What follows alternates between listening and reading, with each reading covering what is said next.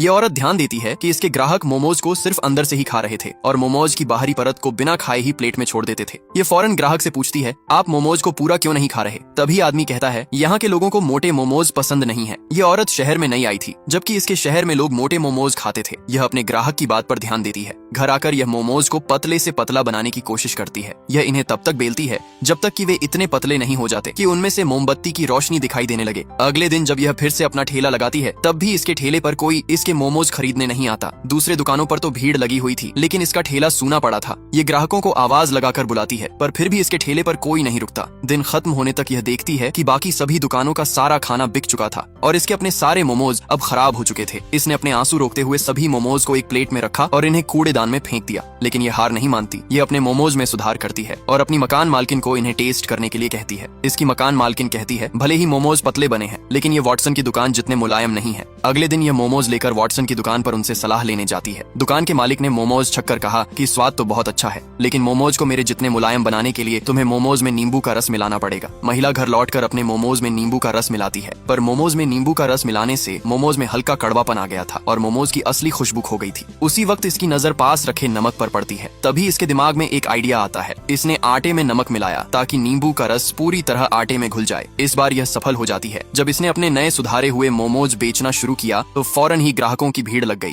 इसके सारे मोमोज कुछ ही देर में बिक गए। हर कोई कहने लगा कि स्वाद लाजवाब है। औरत के चेहरे पर फिर से मुस्कान लौट आई। धीरे धीरे इसके ग्राहक बढ़ने लगे और कारोबार इतना अच्छा चल पड़ा कि इसकी बेटी भी मदद के लिए ठेले पर आने लगी। एक दिन इसकी दुकान पर एक लोकल गैंग आता है। गैंग औरत से हफ्ता मांगता है और यहाँ तक कि औरत की बेटी को अपने साथ ले जाने की कोशिश भी करता है। ये देखकर औरत खुद को रोक नहीं पाती। इसने चाकू उठाया और अपनी बेटियों को पीछे कर दिया और जान की बाजी लगाकर लोकल गैंग से लड़ने को तैयार हो गई। ये देख के गैंग लीडर दंग रह जाता है। ये दृश्य देखकर इसे अपनी माँ की याद आ जाती है, जिसने कभी इसी तरह उसकी रक्षा की थी। ये औरत की हिम्मत से प्रभावित हो जाता है। तभी इसने एक प्लेट मोमोज ऑर्डर की। औरत थोड़ी झिझकी, लेकिन फिर भी इसने गैंग लीडर को मोमोज परोस दिए। मोमोज खाकर गैंग लीडर बहुत खुश होता है। फिर इसने अपने साथियों के लिए भी मोमोज मंगवाए। ये औरत को फिर कभी तंग न करने का वादा करता है और मोमोज के पैसे देता है। इतना ही नहीं, ये औरत को 500 प्लेट मोमोज का ऑर्डर भी देता है। इतना बड़ा ऑर्डर मिलने से औरत की गरीबी आखिरकार खत्म हो जाती है। उसी रात एक ग्राहक मोमोज खाने के बाद औरत से कहता है, कुछ कच्चे मोमोज घर के लिए पैक कर दो। औरत ने हैरानी से पूछा, क्या ये रात भर में खराब नहीं हो जाएंगे? आदमी ने कहा, नहीं, मेरे पास घर में फ्रिज है, वहाँ मोमोज फ्रेश रहेंगे और जब भी मेरा मन करेगा मैं इन्हें पकाकर खा लूंगा। ये सुन के औरत के दिमाग में एक आइडिया आता है। अगले दिन से अब वह सिर्फ पके हुए मोमोज नहीं बल्कि कच्चे मोमोज भी पैक करके बेचना शुरू कर देती है। धीरे धीरे इसका कारोबार और भी फलने फूलने लगता है। इसके ठेले के सामने ग्राहकों की लंबी लाइनें लगने लग जाती हैं। फिर तो हालत ये हो गए कि यह घर पर अकेले मोमोज नहीं बना पाती थी, इसीलिए इसने एक फैक्ट्री खोल ली और कई लोगों को काम पर रख लिया। आखिरकार इसके मोमोज न सिर्फ उसके शहर में बल्कि विदेशों तक पहुंच गए।